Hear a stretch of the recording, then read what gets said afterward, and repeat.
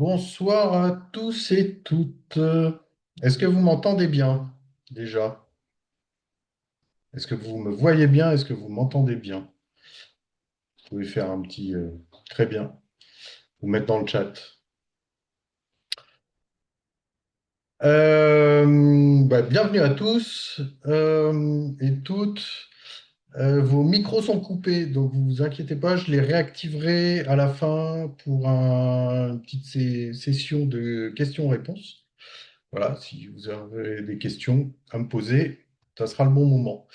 Avant de débuter, du coup, je suis en train d'enregistrer la conférence. Si jamais vous ne voulez pas être enregistré, il vous suffit de stopper votre caméra et du coup, le système ne vous prendra pas en compte. Voilà. Pourquoi je fais ça? C'est pour permettre ensuite d'avoir un replay disponible pour tout le monde, que tout le monde puisse le voir un peu plus tard. Et bienvenue à tous ceux qui arrivent. Bienvenue Béatrice, Nathalie, Ray, ceux qui arrivent, Coralie aussi. Donc voilà, vous venez d'où? Petite question pour savoir un peu. Bonsoir aux Belges et aux Canadiens aussi, aux Québécois qui seraient déjà arrivés ce soir. Toulon dans le Var.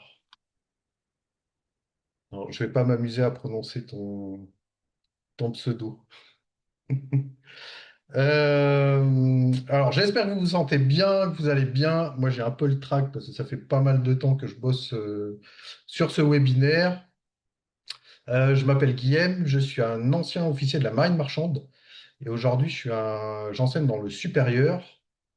Et donc, ce soir, on va parler de quelque chose qui touche de plus en plus de familles et de monde, surtout dernièrement, à savoir de comment on peut faire pour protéger et préparer sa famille aux diverses crises qui s'annoncent dans un monde toujours plus instable. Voilà, j'entends la famille au sens large, hein, c'est le noyau familial, mais aussi les proches, la famille élargie, etc., etc. Tout son entourage, quoi. C'est quelque chose qui se fait en commun. Voilà. Alors, avant de débuter, je vais vous demander de couper les distractions. C'est un moment assez important à pas négliger. En toute franchise, ça peut vraiment changer votre vie et votre vision du monde. Euh, Au cours de la masterclass, je vous inviterai à participer, soit en postant des emojis ou en jouant, en tapant dans le chat. Si vous voulez mettre des emojis dans le chat, ça se passe comme ceci. Il vous suffit de cliquer sur réagir tout en bas de votre fenêtre. Ou alors, dans le chat, vous cliquez sur le petit smiley et ça vous ouvre tout ça. Et après, vous mettez ce que vous voulez. Voilà. Pour terminer comme il y a du monde qui arrive, excusez-moi. Pour terminer sur un peu le côté technique, si vous souhaitez modifier, pour ceux qui ne connaissent pas Zoom, si vous souhaitez modifier un peu l'agencement des fenêtres et tout ça, euh, vous pouvez cliquer vous avez une petite icône avec 9 carrés. Vous cliquez dessus et vous pouvez choisir différents modes d'affichage. Vous pouvez voir que la partie présentation, si vous pouvez voir les autres participants, enfin voilà, vous choisissez de votre côté. Euh, Est-ce que c'est bon pour tout le monde? Est-ce que tout le monde me voit? Alors pour ceux qui viennent d'arriver, je vous répète, vos micros sont coupés, je les réactiverai à la fin.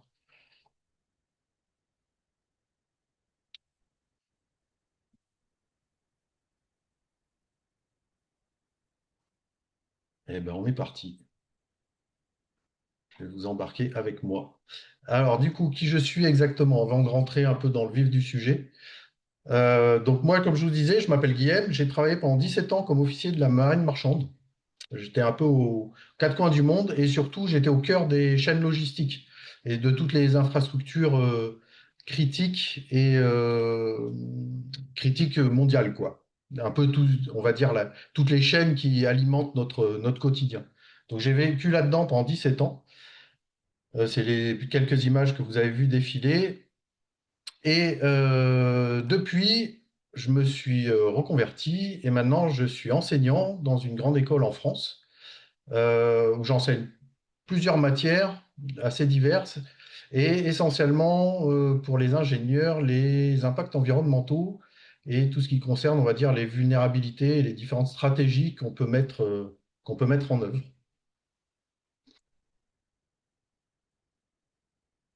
Hélène, tu m'entends bien ou pas?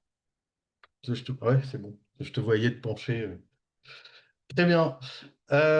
Du coup, moi j'enseigne tout ça et aussi d'une manière plus peut-être privée ou de manière plus engagée. Euh, j'ai eu des expériences assez réellement concrètes, donc sur l'eau, l'énergie, aussi tout ce qui est sécurité et sur l'organisation en général, soit au travers de ma propre famille, parce que c'est des sujets que je prends en compte depuis une vingtaine d'années, j'y reviendrai, mais aussi au sein de divers projets de développement. Et les photos que vous voyez, c'est le premier que j'ai fait, j'étais encore jeune à l'époque. Euh, donc l'idée, c'était de développer une éolienne de pompage en Inde. Voilà. À l'heure actuelle, maintenant, moi, ce qui va m'intéresser le plus, ça va être de venir aider les gens qui veulent agir au travers de mon expérience et de pouvoir en faire profiter tout le monde, quoi. L'idée étant de pas rester dans une sorte d'anticipation permanente d'une catastrophe qui arriverait et à côté de pas non plus être dans le déni et d'essayer de trouver une troisième voie. Je vous expliquerai un peu comment j'en suis arrivé là, quoi. Euh, oui, il y aura un replay chant. Il n'y a pas de souci. Et tu recevras un lien une fois la conférence terminée. Donc aujourd'hui, ce que je vais vous faire découvrir, en premier lieu, ça va être pourquoi le survivalisme classique, entre guillemets, euh, est à mon sens pas une solution et comment est née une proposition plus réaliste avec une solution progressive. Euh, Ensuite, je vous montrerai pourquoi la majorité des familles, bien qu'elles soient au courant, bien qu'elles soient informées, elles restent paralysées. Et dans tous les cas, en creusant un peu, on se rend compte qu'elles ne sont pas réellement adaptées à ce qui potentiellement peut arriver. Et donc, ça me permettra d'enchaîner sur les 5 vulnérabilités critiques d'un foyer moderne, les 5 points qu'il faut absolument prendre en compte. Et à partir de là, comment on peut amener la construction d'un plan qui reste réaliste, euh, à viser une certaine résilience familiale. J'entends par résilience, c'est la capacité à surmonter ces difficultés quand elles se présentent, à rebondir quand il y a une épreuve et à retrouver un état d'équilibre qui n'est pas forcément le même qu'avant, mais qui est de nouveau un état à l'équilibre. Ça, c'est comme ça qu'on entend la résilience. Et donc, à la fin, je vous présenterai les 20% d'actions qui créent les vraies sécurités concrètes. Il n'y a pas besoin d'en faire des 1000 et des cents, il faut juste bien les cibler. Voilà. Et forcément, à la fin, il y aura un petit temps d'échange et de questions. Bon, j'en profite. Hop, il y en a de nouveaux qui arrivent. Quelques retardataires. Bonsoir à ceux qui viennent d'arriver et bienvenue. Vous n'avez rien raté encore, ça va bientôt commencer. On va rentrer dans le concret.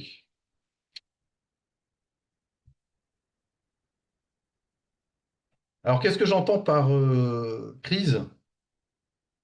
Euh, En fait, mon propos, ça va être d'englober à la fois les crises locales, donc tout ce qui peut être coupure d'électricité, plus ou moins longue. Alors, au-delà de quelques heures, si jamais il y a un travail à faire sur le réseau, mais une crise peut-être on va dire 24 heures, jusqu'à des crises globales dans l'instabilité mondiale actuelle, que ce soit géopolitique, que ce soit climatique ou même économique. Et ces crises-là vont avoir un impact sur notre propre vie quotidienne. Donc, c'est comment on peut prendre en compte ces paramètres-là, justement, pour protéger sa famille, quoi. Et sachant que de plus en plus de gens cherchent des solutions. Donc, je vous en présente une qui, je pense, parle à beaucoup de monde en ce moment. Donc, c'est tout ce qui est vague de chaleur. C'est un petit schéma pour vous montrer que c'est rapidement vous montrer que les choses évoluent, pas forcément dans le bon sens. Euh, Où typiquement, vous avez depuis 2010, on le voit clairement, le nombre de vagues de chaleur qui s'accentue et donc la, la, la hauteur sur le graphique, c'est l'intensité et la taille, c'est la durée. Donc voilà, je pense que le graphique se passe de commentaires, que ça va parler à tout le monde. Et donc mon propos, ça va être de comment on fait pour éviter de courir après les ventilateurs au dernier moment. Comment on essaye de trouver des solutions pour conserver de la fraîcheur, euh, etc. Ou par exemple, si je prends, on entend souvent, il faut fermer les volets. Et, en fait, on se rend compte que si vous fermez, vous avez des volets roulants comme j'ai à mon domicile. Si on ferme les volets complètement, euh, bah, en fait, vous allez chauffer votre maison. Parce que l'air entre le volet et la fenêtre ne va pas pouvoir bouger, il va chauffer, chauffer. Et j'ai fait les mesures, ça peut monter à 60-65 degrés. Et donc, ça va vous chauffer l'intérieur de la maison. Par contre, si vous les entrouvrez un peu, donc en fait, il faudrait dire fermez vos volets, mais pas entièrement. Si vous les entrouvrez un peu, l'air peut s'échapper et ça évite qu'il chauffe. Et là, pour le coup, vous arrivez à protéger à minimum votre domicile. Voilà, c'était un petit exemple au passage. Si vous avez eu chaud, d'ailleurs, j'avoue, la cinquième vague, on en est pour moi. Je sais que dans le Var, vous êtes en vague de chaleur permanente, visiblement. J'avoue, j'ai pas trop regardé au Québec et en Belgique ce que ça donnait. Enfin bon, si jamais vous avez eu chaud, vous pouvez mettre des petites flammes dans le chat, mais je pense que tout le monde va en mettre. Donc avant d'aller plus loin et de rentrer dans le vif du sujet, je voudrais juste m'assurer d'une chose. Donc Marie, elle a eu très chaud. C'est de m'assurer que c'est bien, ce que je vais vous proposer ce soir, c'est bien pour vous. Donc en fait, vous êtes vraiment au bon endroit si vous sentez qu'il y a quelque chose euh, qui devient vraiment instable autour de vous et si vous voulez protéger votre famille intelligemment. Donc ça veut dire sans être dans le déni, sans vouloir partir dans des extrêmes. Et si vous cherchez plutôt des actions simples qui restent réalisables et réalistes. Et donc ça, c'est le premier point. L'autre point, c'est aussi, ça sera fait pour vous si vous êtes fatigué de consommer des informations sans jamais avancer concrètement. Vous apprenez des infos, vous allez creuser un peu, vous en apprenez d'autres sur un autre sujet, vous creusez un peu, et en fait, il n'y a rien qui avance, à part votre information, finalement. Voilà. Et dernier point, ça sera aussi pour vous si vous avez, c'est un des nombreux retours que j'ai, euh, en fait, si vous avez plutôt ces dernières années, on va dire, songé à réduire votre empreinte écologique, on va dire, et en fait, sans envisager que la machine en elle-même, elle va pas s'arrêter. Donc, vous avez essayé de réduire votre empreinte, ce qui est très bien, ce qui, d'une certaine manière, vous a préparé. Par contre, en préparation concrète vis-à-vis de l'emballement de la machine, euh, vous l'avez pas cerné en tant que tel. Voilà. Donc, si jamais ça vous parle, vous pouvez me mettre des petits pouces dans le chat. Et Lyon, ils ont chaud aussi à Lyon. Ouais.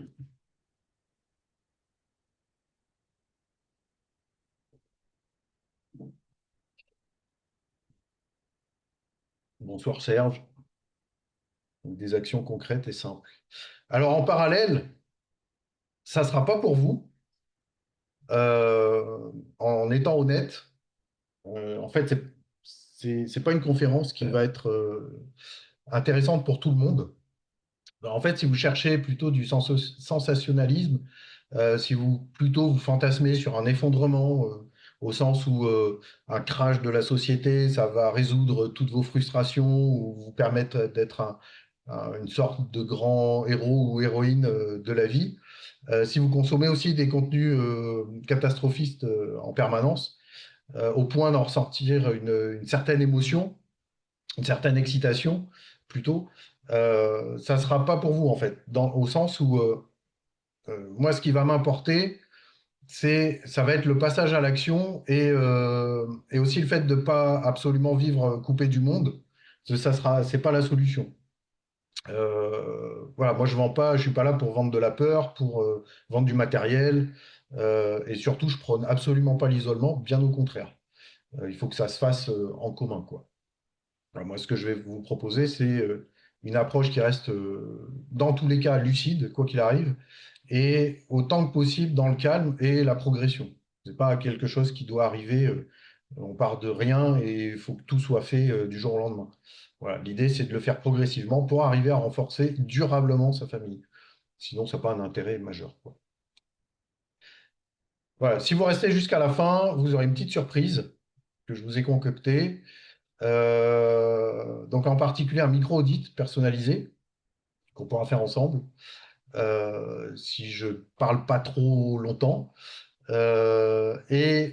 Surtout, je vous transmettrai les premières actions concrètes que vous pouvez mettre en place dès cette semaine, dès demain, avec un petit plan d'autonomie minimaliste, avec vraiment les basiques des basiques, quoi. Voilà. Donc, c'est vraiment pas de la théorie, c'est que du concret applicable tout de suite, quoi.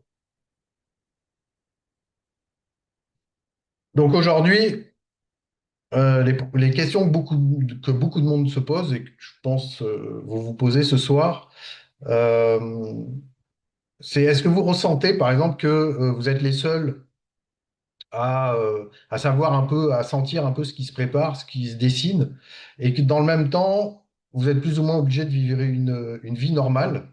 Donc ça peut créer de la peur, et surtout ça enlève aussi ce sentiment de savoir par où commencer. Ça fait une grosse dissonance cognitive, et potentiellement, ça peut être épuisant. Moi, j'ai connu ça il y a quelques temps. Du coup, j'ai essayé de comprendre comment ça fonctionnait, comment on pouvait sortir de tout ça. Donc j'ai lu, j'ai regardé des vidéos, j'ai essayé d'avoir des informations autant que possible pour comprendre tout ça. Et en fait, plus j'apprenais, plus j'avais de la confusion. Euh, donc en fait, cette période-là, moi je l'ai vécue. Je ne sais pas si vous la vivez aussi, vous pouvez me le mettre. Et aujourd'hui, ce soir, je vais essayer de vous faire gagner du temps, de, d'éviter justement d'avoir accumulé des informations et à faire le tri là-dedans. Je vais vous expliquer comment moi j'ai fait et comment vous allez pouvoir l'appliquer ensuite à votre niveau, à votre propre vie et à votre propre contrainte. Pourquoi? Parce que en fait, c'est le fait d'aller tout le temps vers de l'information, essayer de comprendre, essayer de savoir quoi faire, de trouver des solutions, etc., etc. C'est un gros piège. En fait, ce qui va se passer, c'est que vous allez consommer de l'anxiété. C'est une boucle infernale. Vous apprenez des informations, ça vous rend anxieux ou anxieuse. Vous allez creuser pour essayer de comprendre un peu mieux, pour essayer euh, d'enlever cette anxiété. Du coup, ça vous en recrée d'autres, etc., etc. Moi, j'appelle ça de l'anxiété informationnelle. Plus vous en savez plus qu'avant, mais en fait, vous en faites potentiellement moins qu'avant. Et en fait, c'est même pire, parce que vous vous sentez plus anxieux, voire impuissante ou impuissant ou, euh, ou, ou coupable, en fait. Voilà. Donc, la première décision face à ça, et c'est peut-être ce que vous connaissez ou ce que vous avez fait ou ce que vous faites à l'heure actuelle, c'est ce qu'on appelle en général les petits gestes. Donc, c'est vouloir réduire son empreinte écologique, etc. Essayer de moins consommer, que ce soit de la viande, par exemple, ou faire du vélo, etc. Enfin, tous les petits gestes, bien trier ses déchets, etc., etc. Alors, certes, ça va vous préparer en partie du point de vue essentiellement de l'autonomie et aussi de l'économie. Généralement, on se rend compte que ça coûte un peu moins cher. Mais par ailleurs, ça occulte aussi toutes les petites crises locales. Ça ne vous prépare pas à une coupure d'électricité pendant une semaine, par exemple. Et surtout, en fait, vous anticipez pas. Voilà. Euh, Typiquement, si vous décidez d'être vegan et de plus manger de viande ou de produits animaux, euh, mais que dans le même temps, vous dépendez entièrement du réseau de distribution générale, finalement, du point de vue de ce qui nous importe ce soir, c'est un coup d'épée dans l'eau. Vous avez absolument pas à anticiper, en fait. D'accord? Et vous êtes complètement dépendant du réseau de distribution générale. Voilà. Ça, c'est le premier point. Le deuxième, euh, surtout quand l'urgence arrive en pleine figure, c'est le survivalisme. C'est ce qui arrive à ce moment-là. Euh, donc, au sens où ce que j'entends par survivalisme, c'est la volonté d'acheter des équipements, des équipements, des équipements en permanence, de se suréquiper. Et là aussi, c'est une autre problématique, c'est un autre problème, en plus de l'anxiété informationnelle. Et le problème du survivalisme, c'est que c'est une approche qui met la préparation aux crises, en fait, qui va gérer la préparation aux crises essentiellement à travers un prisme d'accumulation de ressources, une autonomie matérielle, en fait. Et d'une part, et d'autre part, ça va être la recherche de la capacité de survivre à des scénarios de rupture majeure de la société, type film catastrophique US ou autre, par exemple, un peu à la Mad Max. Euh, donc voilà. L'organisation et le dialogue familial, la transformation de sa vision des crises par notre intellect est pas réellement prise en compte. Voilà. Ça, c'est de la première grosse problématique du survivalisme. L'autre problématique, c'est que vous ne pouvez pas demander à une famille avec des enfants, un travail, un appartement en ville, de tout quitter pour aller vivre dans un bunker. C'est en l'état, c'est pas réaliste, ça fait peur. Euh, Potentiellement, ça peut aussi amener la famille à s'isoler. C'est même franchement recherché par certains, le secret et l'isolement. Et ça, c'est quand tout le monde est d'accord. Et il y a aussi l'échelon, si quelqu'un n'est pas d'accord au sein de la cellule familiale, ça peut amener des conflits familiaux, etc. Voilà. Donc en fait, ce qui va se passer avec le survivalisme, tel que je vous l'ai défini ce soir, comme c'est quelque chose qui n'est pas réaliste pour la grande majorité des gens, en fait, les gens le font simplement pas, quoi. Et donc de fait, ils restent dans la culpabilité. Voilà. Et ils ne passent toujours pas à l'action. Ce qui, moi, m'importe, c'est vraiment ça, c'est que les gens passent à l'action, qu'on commence à y aller franchement. Voilà. Moi, ça fait 20 ans que je fais ça, progressivement, j'ai appris beaucoup. Euh, et donc, c'est ce que je vous propose ce soir, c'est de savoir, en fait, comment préparer sa famille, donc sans peur, sans bunker et sans tomber dans l'extrême. Moi, c'est une question, j'ai traversé hein, cette phase-là du survivalisme avec des achats impulsifs, des sacs, des ceci, enfin plein d'équipements. Et en fait, on se rend compte si c'est bien beau d'avoir de quoi faire du feu avec rien, mais en fait, si vous en êtes réduit à devoir faire votre propre feu, c'est que la situation est arrivée à un tel stade qu'il s'est passé énormément de choses avant et vous avez eu le temps d'anticiper si jamais vous avez la bonne posture intellectuelle pour le faire. Voilà, moi, c'est vraiment la question centrale qui a tout déclenché. Et c'est en cherchant cette réponse-là que je me retrouve ce soir hein, à vous raconter tout ça. Voilà. Vous vous sentez comment pour l'instant? Est-ce que pour ceux qui sont arrivés en cours, est-ce que tout va bien?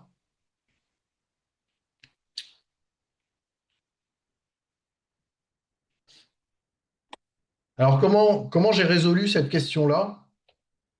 En fait, je me suis rendu compte que les familles les plus solides, euh, en fait, ne sont pas les plus équipées. En fait, ça va être celles qui savent quoi faire, qui savent quoi prioriser à quel moment, et surtout qui arrivent à garder leur calme. Euh, donc, en fait, c'est des familles qui ont, soit formalisé ou pas, hein, mais qui ont des plans simples, généralement, déjà prévus. Voilà, l'idée, ça va être de garder son calme grâce en fait à ce plan. En fait. Alors, je fais souvent l'analogie avec une voiture.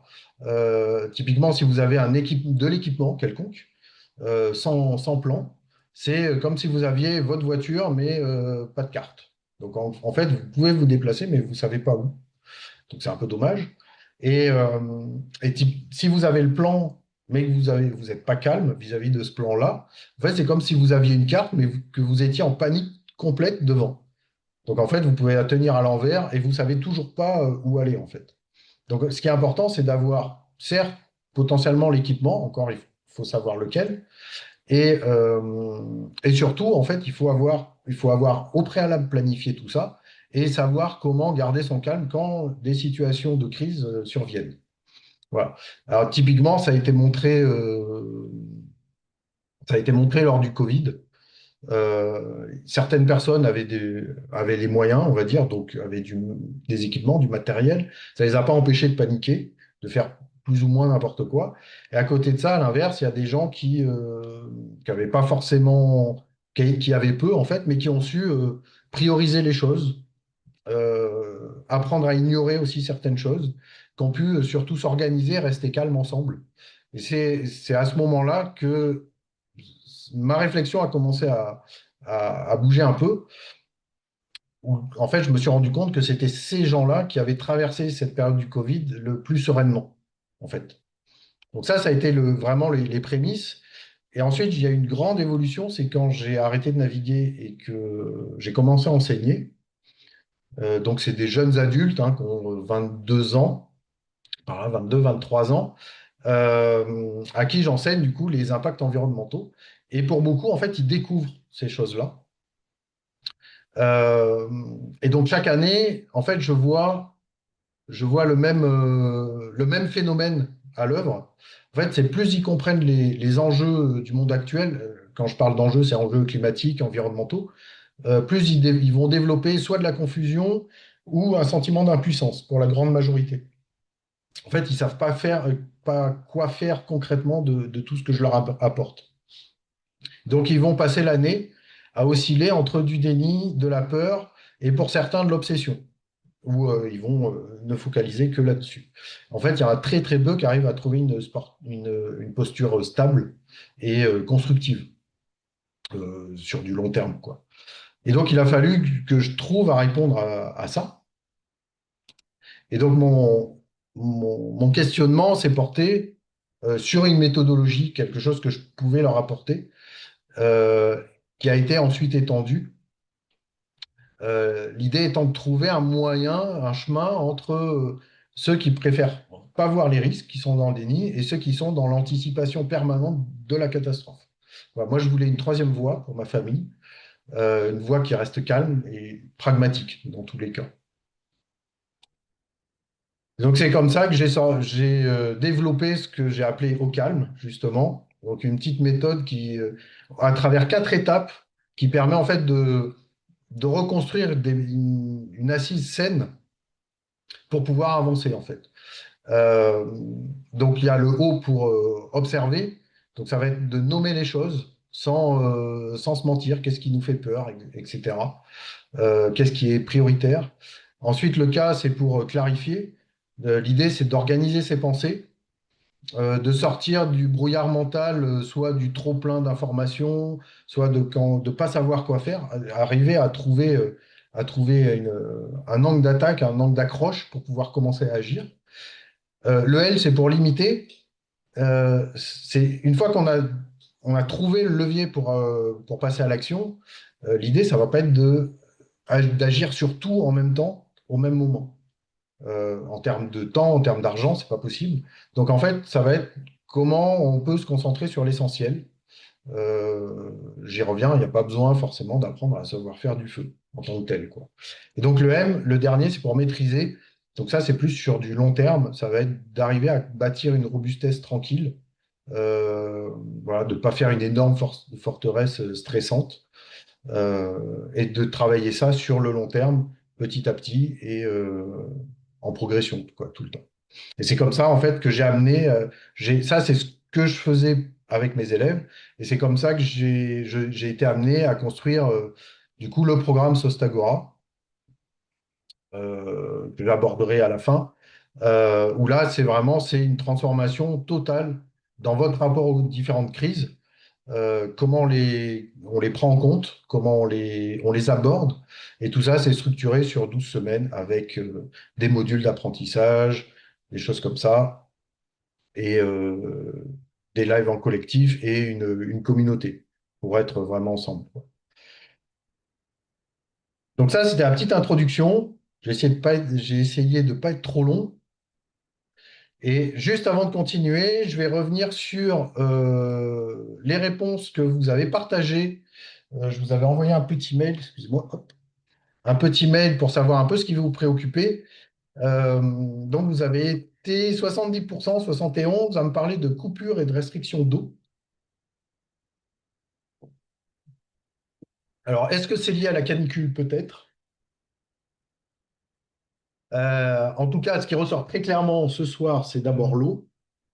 Et en fait, juste derrière, il y a une autre question, c'est que faire si je dois quitter mon domicile rapidement? Là, c'est peut-être les incendies qui parlent.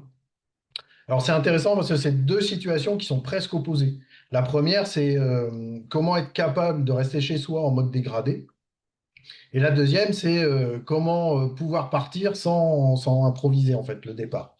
Donc, si je prends la coupure d'eau, par exemple, euh, en fait, c'est comme ça que je l'entends, c'est est-ce que j'ai quelques bouteilles dans un placard?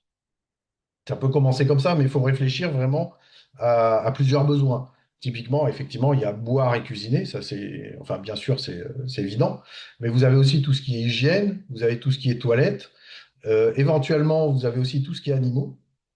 Si vous prévoyez pas de l'eau, vous avez deux chiens à la maison, assez vite, vous allez avoir des soucis. Et donc ça, c'est, on va dire, le basique. Et ensuite, c'est savoir ce qu'on fait si la coupure, elle perdure un petit peu plus longtemps que prévu, typiquement. Et donc, ça, il vaut mieux l'avoir organisé avant. Je pense que tout le monde est d'accord là-dessus. Parce qu'en fait, typiquement, je vais vous donner un exemple. Si tout le quartier apprend à 18 heures, parce qu'il y a une avarie, à 18 heures, on apprend que les services de la voirie viennent et que à 18 heures, l'eau, elle va être coupée jusqu'à 2 heures du matin, je peux vous assurer, tout le monde aura la même idée, on va aller acheter de l'eau au supermarché, directement. Sauf le supermarché, il ferme à 20 heures. En 2 heures, vous avez tout le quartier qui essaye de se ravitailler en eau. Donc l'idée, c'est vraiment ça, c'est comment ne pas être parmi ces gens-là, en fait, d'avoir anticipé. Et ça répond en partie d'ailleurs à la question d'Hélène, qui m'avait répondu aussi sur tout ce qui était panique et les questions justement liées au pillage de magasins. Ça, j'y reviendrai. C'est pas le, comment dire, la norme, en fait, quand il y a des grosses, grosses crises. Ça arrive, mais c'est pas la norme du fonctionnement de l'être humain. Et en fait, l'idée, c'est de Sostagora, c'est précisément de faire en sorte que vous n'ayez pas à faire partie de... Vous n'avez pas besoin d'être dans cette foule, en fait. Voilà. Et c'est la même logique pour une évacuation. Voilà. On imagine souvent qu'il faut avant tout un énorme sac avec tout dedans. Et en fait, le plus important, c'est d'avoir en amont, encore une fois, répondu à des questions relativement simples. C'est qu'est-ce que je prends, où est-ce qu'on va, par quel itinéraire, comment on se retrouve si on est séparé, et sur où sont ensuite vraiment le vital, donc les documents importants, les médicaments, les clés. Et si jamais vous avez des enfants et des animaux, c'est est-ce que de quoi ont besoin les enfants et les animaux. Et en fait, une fois que vous avez pris ces décisions avant, en fait, l'évacuation, ça passe de vite, prenez tout ce que vous pouvez, à finalement une procédure familiale relativement simple. Et c'est exactement ça que j'aimerais vous transmettre ce soir. C'est en fait, on ne cherche pas à prévoir toutes les catastrophes. Déjà, potentiellement, c'est assez impossible. L'idée, c'est d'arriver à supprimer un maximum de décisions à prendre au mauvais moment. C'est d'arriver à les prendre en amont. Et une fois qu'elles sont prises, que tout ça c'est planifié, quand la problématique arrive, quelle qu'elle soit, et c'est valable pour tout, hein, finalement les choses se passent plus calmement et les prises de décision se passent plus sereinement, parce que justement il y a ce calme. Donc en fait, que ça soit de l'eau, de l'électricité, de l'approvisionnement, de l'évacuation, en fait, les scénarios, ils peuvent changer, mais la méthode, elle est relativement simple au final. C'est identifier ce qui est essentiel, prévoir une solution principale, donc la gérer en tant que telle, prévoir une solution de secours, si jamais il y a quelque chose qui bifurque, et ensuite de faire en sorte que toute votre famille sache quoi faire. Voilà. Une fois que tout ça c'est mis en place, tout le monde est beaucoup plus serein. Et donc ce soir, je vais essayer de vous faire comprendre trois choses essentielles, trois grandes croyances qu'ont la majorité des gens, qui vont les empêcher d'avancer ou de se préparer. Sachant que c'est des croyances qui sont tellement ancrées qu'on les... Alors déjà, on les regarde pas, et surtout, quand on y pense, on les remet pas en question. Et pourtant, un petit spoiler, les trois sont fausses.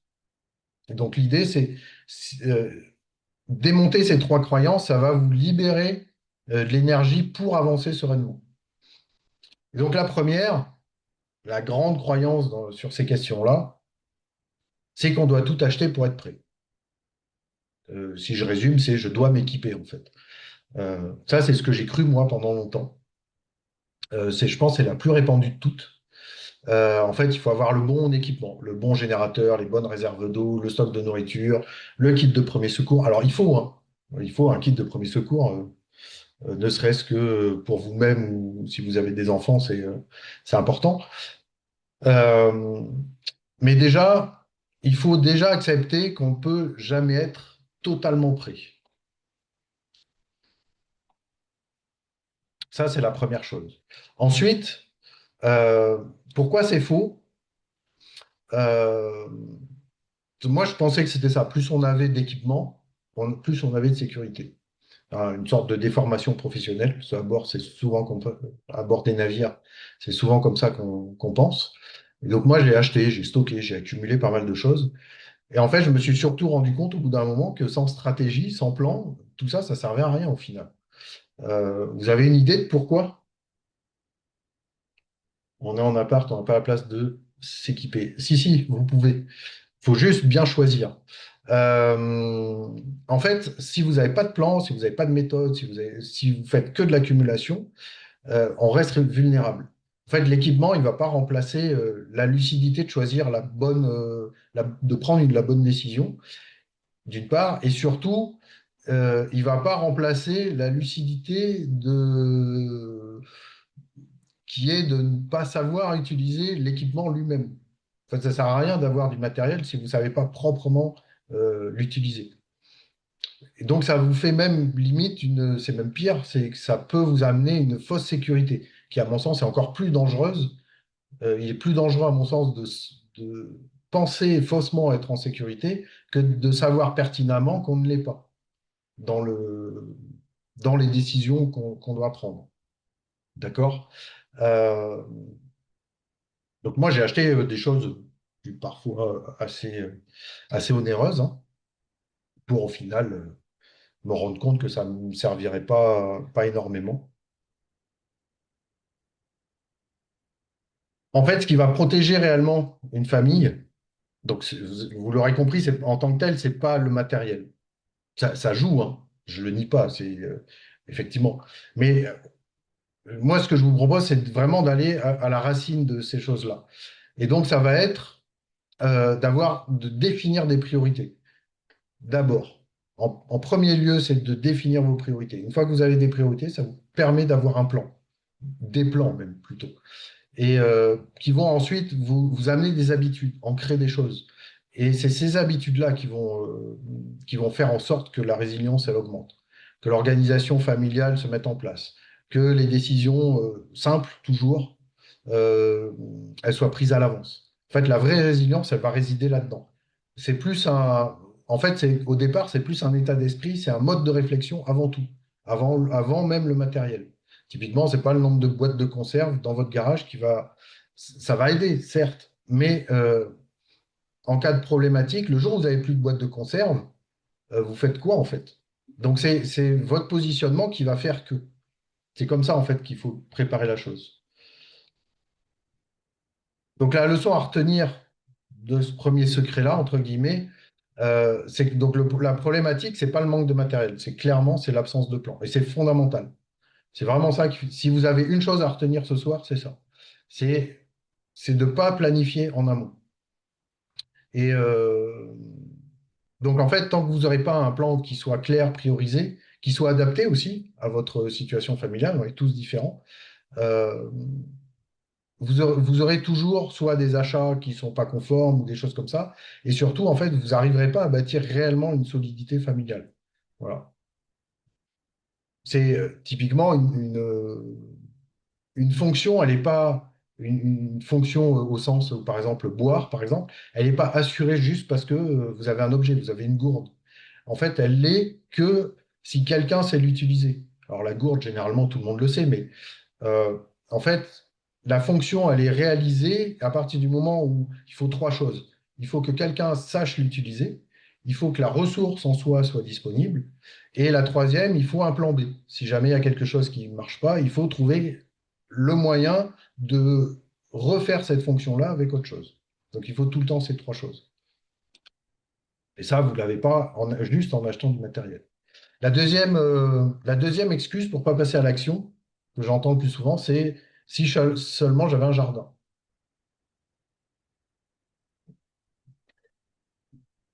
J'ai vu passer ça d'ailleurs dans le chat. On est en appart, on n'a pas de place. On n'a pas la place de s'équiper, dit Hélène. Eh ben non, détrompe-toi. Typiquement, c'est pas si j'avais un jardin, une maison à la campagne. En fait, vous pouvez commencer exactement là où vous êtes, dès demain, avec ce que vous avez. Voilà, vous n'avez pas besoin de terrain. Alors, c'est pareil, c'est comme le matériel. Je ne nie pas que ça aide. Je ne nie pas que ça- vous pouvez faire des choses avec. C'est vrai. Mais les premières vraies sécurités, elles sont accessibles à tous, partout. Voilà. Donc ça aussi, c'est faux. Alors, qu'est-ce que j'entends par les premières vraies sécurités? Donc, c'est cinq piliers fondamentaux. C'est ces cinq-là, en fait, qu'il faut arriver à anticiper, à planifier. Donc, il y a l'eau, forcément. 3 jours sans eau, ça peut commencer à poser de sérieux soucis. L'alimentation, l'énergie, l'organisation. Donc, l'organisation d'abord de la cellule familiale, mais aussi de tout votre réseau autour. Et la communication familiale. Comment mettre en place une communication, a fortiori si vous avez des enfants, comment vous arrivez à leur parler de ces choses-là, à ne pas les rendre anxieux et comment vous les amenez à eux-mêmes participer à la résilience de votre foyer, quoi. Donc ça peut commencer, c'est très simple, hein. Ça peut être un potager sur un balcon, ça peut être une petite réserve d'eau dans un placard. Là, je pense à Hélène. Une batterie portable. Ça peut être un plan familial, discuter autour d'un dîner. Tout ça, en fait, ça compte dans la résilience. Alors vous allez me dire, oui, mais bon, un petit potager sur un balcon, vous n'allez pas avoir une autonomie, non, vous n'allez pas vivre 365 jours juste avec ça. Par contre, il y a aussi tout votre réseau, il y a aussi beaucoup de choses qui peuvent se mettre en place. Voilà. Donc tout ça, en fait, ça va construire votre résilience matérielle et surtout, ça va transformer avec quelle approche mentale vous abordez ces questions-là. Et en fait, c'est vraiment ça. C'est une fois que vous changez votre approche, déjà, vous avez votre anxiété qui diminue, parce que vous savez quoi faire, ou en tout cas, vous savez comment réfléchir aux choses. Et donc, votre anxiété, elle diminue et votre résilience, comme vous commencez à anticiper et que vous cherchez des solutions et que vous les éprouvez, on les teste, du coup, votre résilience, elle augmente, tout simplement. Exactement. Acheter un talkie-walkie et ne pas savoir s'en servir. Moi, j'ai formé mes enfants version marine marchande. C'était marrant. Donc, en parlant de ça, est-ce qu'il y a. Donc, je sais que du coup, Hélène est en appartement. Est-ce que vous pouvez me mettre, c'est juste pour un petit sondage comme ça, voir si vous vivez plutôt en appartement, en maison, plutôt en ville, à la campagne?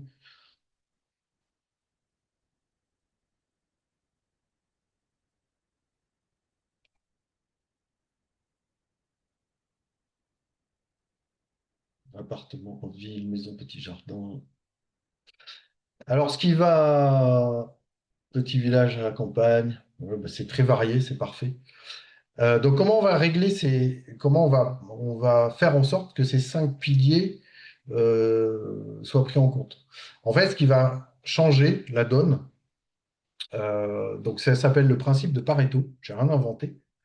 Euh, donc, c'est utilisé dans énormément de domaines. En fait, c'est arriver à trouver les 20 actions prioritaires qui vont créer 80% du résultat. Voilà, les ingénieurs, ils sont friands de ce genre-là.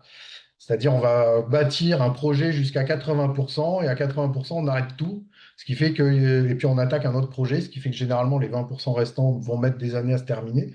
Mais ça fonctionne. Voilà. Et donc, l'idée, ça va être d'identifier les bonnes actions, celles qui ont le plus fort impact sur, du coup, votre situation spécifique et de les faire calmement, toujours en définissant un cadre autour Et donc, ça va vous permettre de prioriser les choses. Alors, c'est pareil, hein, j'invente rien. Si vous prenez la FEMA, par exemple, l'Agence fédérale de gestion des risques aux US, enfin, gestion des situations d'urgence, si la traduction littérale, aux US, elle montre que 80% de la résilience d'un foyer, donc c'est énorme, hein, c'est exactement le principe de Pareto, ça vient juste de ces 5 actions fondamentales. Donc une par pilier.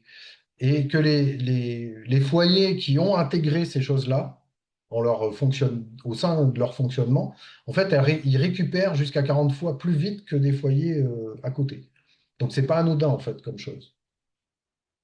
Alors, qu'est-ce qu'on entend par action prioritaire? Je sais pas si je prends, on peut prendre la canicule, par exemple.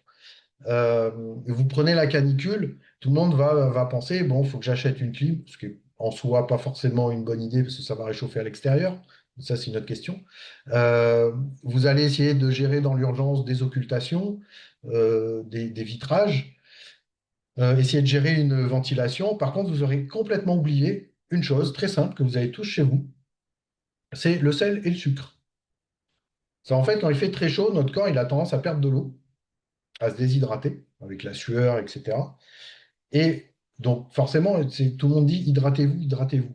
Mais au bout d'un moment, en fait, quand il fait trop chaud, que vous avez mal anticipé ces choses-là, si jamais vous commencez à vous déshydrater, le fait de boire de l'eau va ne servir à rien, en fait. Votre corps n'arrivera pas à l'assimiler. Pour pouvoir assimiler l'eau, il faut du sel. Et donc, vous allez dire, bah, je prends du sel, je mets dans un verre d'eau et je bois ça. Bon, déjà, c'est pas très, très bon. Mais surtout, même ça, il y a un stade, en fait, où ça ne marchera plus. C'est que pour assimiler du sel, vous avez besoin de sucre. Et c'est pour ça que tous les sachets de réhydratation, vous avez du sel et vous avez du glucose. Parce que pour assimiler le sel, vous avez besoin de sucre et pour assimiler l'eau, vous avez besoin de sel. Et ça, alors, vous pouvez acheter des sachets de réhydratation, mais vous prenez une bouteille d'1 litre, vous mettez 2 cuillères de sel et 4 cuillères de sucre, et vous avez votre solution pour vous réhydrater. Nous, c'est ce qu'on faisait à bord des navires quand on travaillait en salle machine, par exemple, dans le golfe Persique, qui fait 50-55 degrés. On tournait, euh, on tournait, euh, on tournait à ça, quoi. Et ça marchait très, très bien, quoi. Voilà. Typiquement, alors, vous m'avez pas parlé de ces choses-là.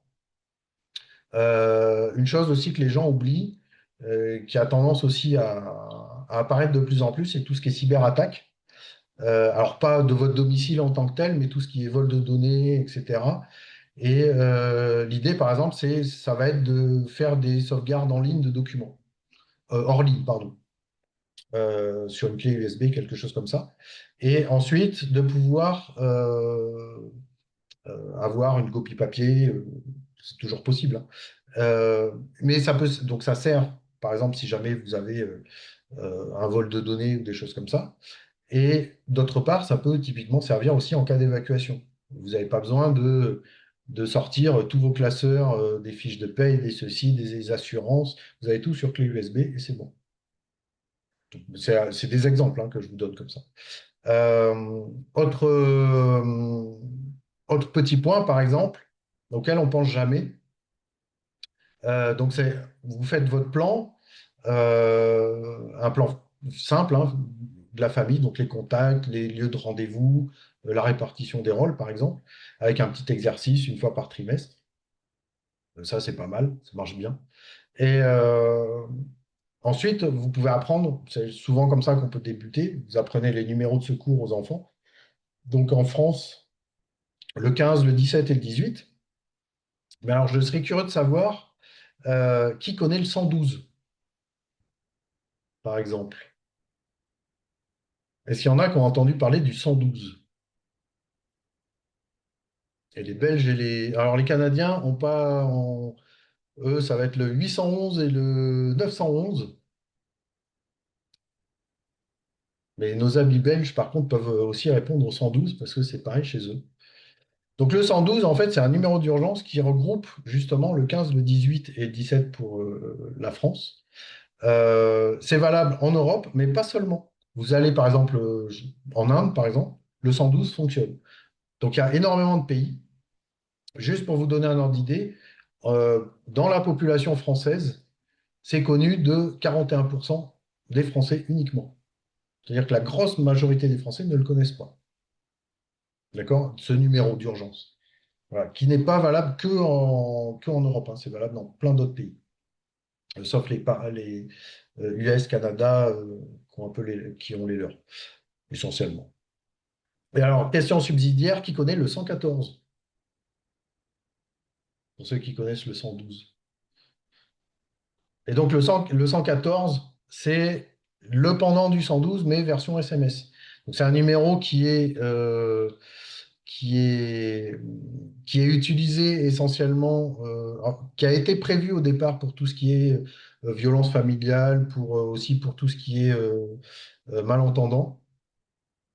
Et par contre, typiquement, il a servi lors des prises d'otages, par exemple, où en fait les otages pouvaient justement échanger avec les autorités via le 114.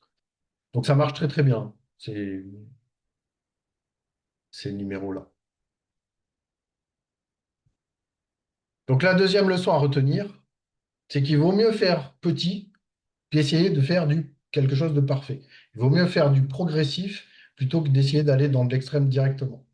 En fait, il vaut mieux essayer de rester clair avec ce qu'on veut faire qu'essayer d'accumuler énormément de choses sans vraiment savoir comment ça marche, l'utiliser, etc., etc. Donc l'idée, c'est de ne pas chercher à tout faire parfaitement du premier coup. Faut commencer petit, pas après pas, graduellement. Euh, et c'est pas anodin, hein, cette méthode. Alors, les Japonais en sont friands de la méthode des petits pas, de faire 100 petits pas cohérents plutôt qu'un énorme bond en avant. Si je vous donne un exemple, si vous, ils parlaient, alors ils en reviennent, mais ils parlaient à un moment qu'il fallait faire 10 000 pas par jour. Bah, si vous faites 10 000 pas par jour pendant 15 ans, j'ai fait le calcul, vous faites le tour du monde. Donc les petits pas, c'est important. Voilà. Donc en fait, il faut commencer toujours par essayer de régler ses besoins essentiels, plutôt que d'aller directement dans des scénarios catastrophes. Ça sert à rien d'essayer de planifier euh, si jamais, euh, si jamais le monde entier s'effondre, que toute l'économie tombe à plat. Ça peut arriver, hein. Il y a des civilisations auxquelles c'est déjà arrivé, mais avant que ça arrive, il y aura énormément de choses à gérer auparavant. Surtout, ce que les gens oublient, ça c'est enfin à cause plutôt, de tout ce qui est filmographie US, pour le dire vite, tous les films catastrophes. En fait, il ne faut jamais oublier qu'en période si je prends vraiment des grosses crises, en fait, ce qui se met en place en premier lieu, c'est la solidarité humaine. C'est comme ça que l'être humain a réussi à traverser des millénaires, c'est en étant solidaire. Sans solidarité, l'être humain, il est rien, hein. On n'a pas de poils, on n'a pas de griffes, on n'a pas de dents. Bon, on sait faire des outils, c'est tout. Mais bon, il faut du matériel, il faut de l'énergie, etc. Bon. Et donc, c'est ça qui a un peu perturbé ça. Vous prenez toutes les grandes crises, y compris aux USA, hein, d'ailleurs. euh, En fait, quand il y a vraiment une grande catastrophe, vous avez de la solidarité qui se met en place. Si je prends les feux en métropole, par exemple, en France, bah, les pompiers qui arrivent saturés pour plein de raisons, c'est pas le propos de ce soir, bah, vous avez les agriculteurs qui viennent filer un coup de main. Juste ça. Et en fait, vous voyez, à chaque fois, c'est des choses comme ça. Et donc, comment vous allez commencer à répondre à ces besoins essentiels? Comment vous allez commencer à bâtir un plan réaliste? Il va falloir répondre à plusieurs questions simples. Donc, la première, c'est si l'électricité s'arrête plusieurs jours, qu'est-ce qu'on fait? Si les magasins, par exemple, sont perturbés, qu'est-ce qu'on fait? Si l'eau devient indisponible, c'est pareil, qu'est-ce que vous faites? Si nous devons rester autonomes plusieurs jours à domicile, comment on gère cette situation? Et c'est comme ça qu'on va construire progressivement les priorités en utilisant au maximum les ressources qui sont déjà disponibles. Serge, bah, écoute, bonne soirée. De toute manière, tu auras un mail avec un lien pour le replay jusqu'à la fin. Et à très bientôt. Donc le troisième secret qui est un peu plus, comment dire, caché, on va dire. Souvent, il y a des gens en fait qui refusent ou qui veulent pas aller de l'avant parce qu'ils se disent qu'en fait, leur famille ne les suivra pas là-dedans. En fait, vous avez été informé, il y a des choses qu'on travaillait, vous voulez faire, euh, vous voulez faire quelque chose, et en fait, votre conjoint ou conjointe, potentiellement, ça ne l'intéresse pas, etc.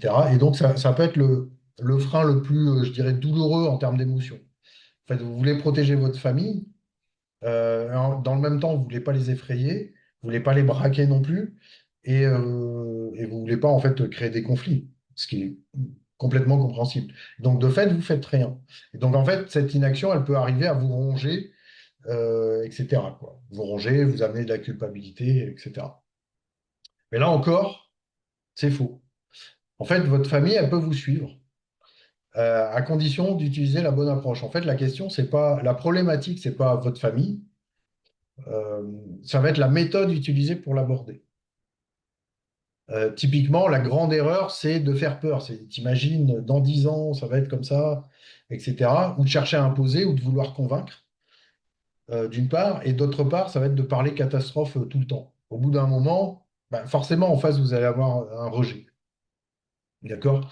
De prime abord. Si vous continuez là-dedans, potentiellement, on va penser, alors peut-être moins maintenant, on va penser que vous devenez fou ou folle. Moi, c'était il y a 20 ans, quand j'ai commencé à aborder ces questions-là, on me disait, mais non, mais t'es fou, tout va bien se passer, etc.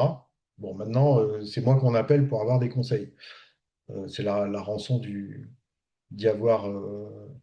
l'avoir anticipé 20 ans auparavant. Voilà. La problématique, en fait, ça va être ça. C'est que vos enfants, potentiellement, ils vont prendre peur, vos amis, votre entourage, et ça peut même vous amener de l'isolement, hein, ces choses-là. Typiquement, c'est ce que vous retrouvez dans du survivalisme classique, en fait.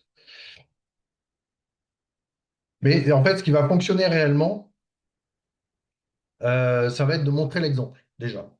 Plutôt que d'aller prêcher, c'est de montrer, en commençant petit, en faisant des choses réversibles, donc ils ne vont pas effrayer, on peut revenir en arrière si ça va pas.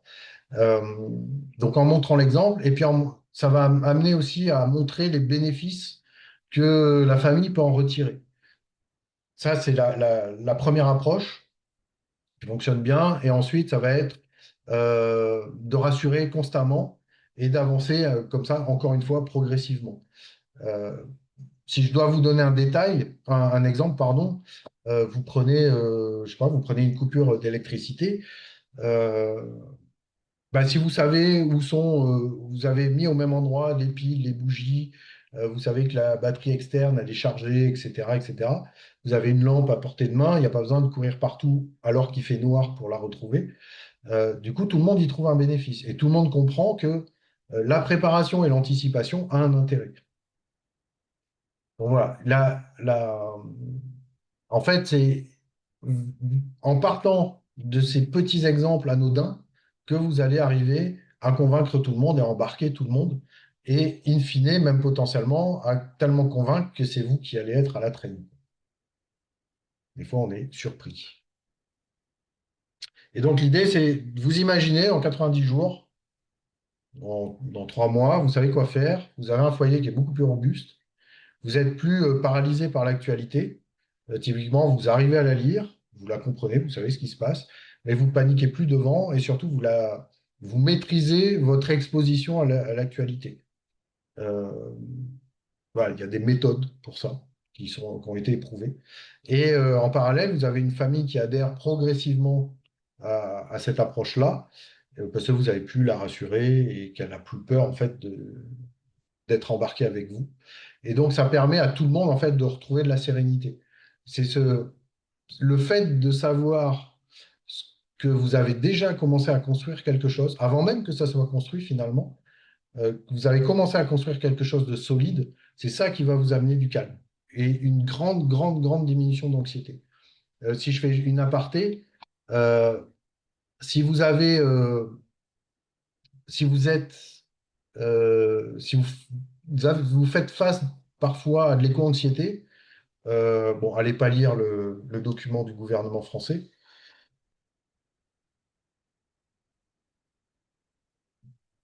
En fait, il y a deux moyens.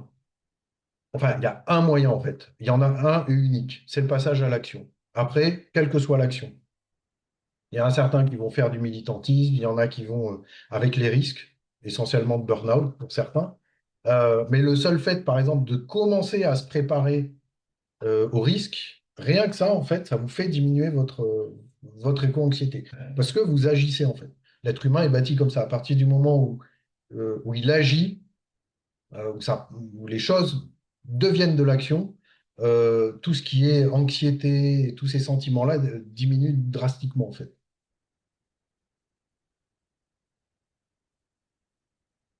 Donc, en fait, dans 90 jours, potentiellement, c'est quoi qui change? C'est que, en fait, le problème, c'est que c'est pas le manque d'informations, sachant que potentiellement, vous en avez déjà trop. C'est qu'en fait, vous êtes passé d'une absence de méthode à de l'action concrète, quoi. Euh, et donc, c'est exactement ça que résout et que j'ai proposé en premier lieu à mes élèves, la méthode au calme, justement, d'arriver à, à mettre en mouvement les choses, en fait. Donc, à ce stade, euh, donc libre à vous de poursuivre. Vous avez, je pense, assez d'éléments pour continuer seul. Euh, il y a plusieurs problématiques. La première, c'est que potentiellement, ça va vous prendre 10 ans. À peu près le temps qu'il m'a fallu pour en arriver où j'en suis ce soir. Euh, ou alors, moi, je peux vous proposer de poursuivre avec nous et en gros, d'acheter du temps. Vous allez acheter du temps. Grâce aux diverses compétences que vous allez pouvoir acquérir. L'idée, c'est en gros, c'est tout ce qui est investissement en soi, à mon sens, hein, c'est le meilleur investissement au monde. Vous aurez toujours le meilleur retour sur investissement, toujours le plus important. Euh, donc, en gros, est-ce que vous pensez qu'avec ce que je vous ai dit jusqu'à présent, vous pouvez vous préparer sereinement aux diverses crises, sachant que je pense qu'il y en a que vous n'envisagez même pas à l'heure actuelle, et surtout dans la durée? Ça, c'est la grande question. Donc, est-ce que ça vous aiderait si je vous montrais comment on peut mettre tout ça en place, étape par étape, ensemble? Et donc, si c'est bon pour vous, je vous prends 10 minutes de plus. Normalement, je dois être à peu près dans les temps, c'est ça. Et, euh, et je vous montre comment on peut faire pour que vous puissiez gagner du temps et comment vous pouvez atteindre vos objectifs de la manière la plus sûre et la plus rapide possible. Donc, si ça vous intéresse, vous mettez des pouces, des oui, des je veux, ce que vous voulez dans le chat et on enchaîne.